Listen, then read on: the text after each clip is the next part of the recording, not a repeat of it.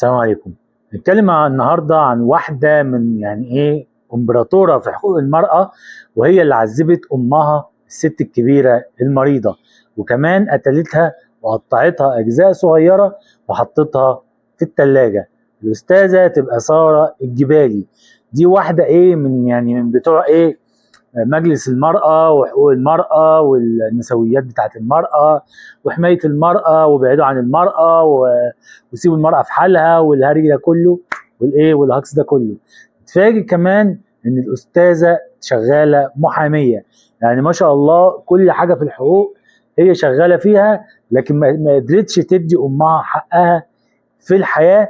بالعكس، ده حرمتها من الحياة وقتلتها وقطعت جسمها بدم بارد وحطيتها في الثلاجة ايام، لدرجة ان الجيران يشموا ريحة الميت ويقولوا لها يا ستي في ريحة عندي، بتقول لهم في زبالة، اصل ماما جايبة سمك، واصل ماما جايبة جمبري، واصل الجمبري عفن وانا هرميه. وتنشر كمان على الجروب يا جماعة جاري رفع الزبالة عشان الريحة. فبعد كده الأستاذة الحقوقية الشهيرة ورئيس مؤسسة سيزا نبراوي النسوية تعمل تسيب البيت وتسيب امها المتقطعة والمقتولة وتهرب. بعد كده لما اتقبض عليها اقرت طبعا بالجريمة بتاعتها، ماشي. فتحصل بقى مشكلة اغرب، وده اللي انا مستغربه بصراحة. بعيدا عن النسويات طبعا اللي وقفوا جنبها واللي قالوا ما ينفعش، واصل حالتها النفسيه، واصل هي كانت بتقول ان هي كانت عندها مرض نفسي. طيب هو في حد مريض نفسي بيبقى سفير للعمل التطوعي؟ في حد من مريض نفسي بيبقى شغال في المجال الحقوقي؟ في حد مريض نفسي بيتكرم وبياخد ناشين وبياخد أوسمة وبياخد مش عارفة وبيتم كمان اختيارها ضمن هيئة المستشارين القانونيين في لجان الاستماع للمقترحات القانونية بمجلس النواب نفسه؟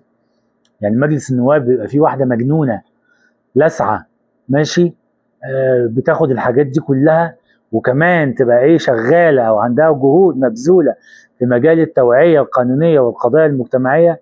بسلام، كل ده واحدة مجنونة.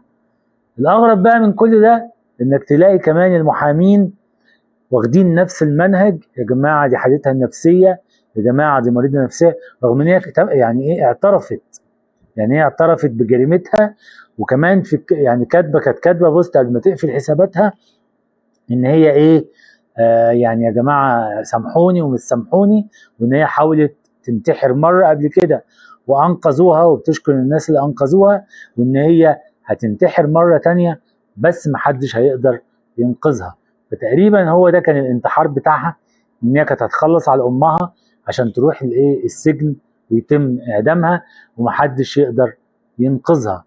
التقليعه الجديده بقى دلوقتي اللي ظاهره ان المحامين بيقول لك يا جماعه ما حدش يتكلم، يا جماعه مش عارفه وعارفه انت شغل نرفع السجاده ونرمي التراب تحتيه. والاستاذه لؤى خلف داخله على الخط وبتقول يا جماعه انتوا هو ده المجتمع وهو ده اللي بيحصل، وكأن القتل طبيعي. رغم ان في واحده قبليها اللي هي كانت ماشيه مع الشاب، ماشي، وقتلت امها تم اعدامها، الامر عادي. ولد لو عمل كده يتم اعدامه، الامر طبيعي، اللي عمل جريمه يتعاقب عليها.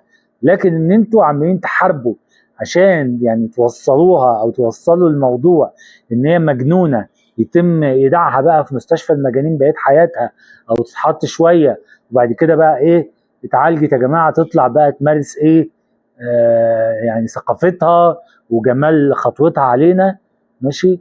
والطالع الجديد كمان ان هم بيطلبوا من النائب العام حظر النشر في الموضوع.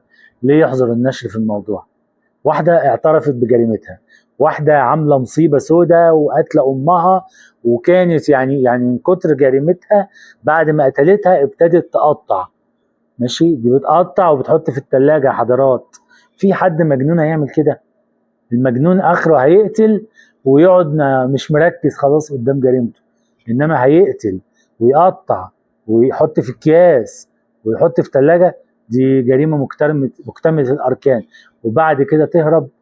المهم يا جماعه، يا ريت لما يبقى في جريمه ما يبقاش عندنا يعني ازدواجية في المعايير.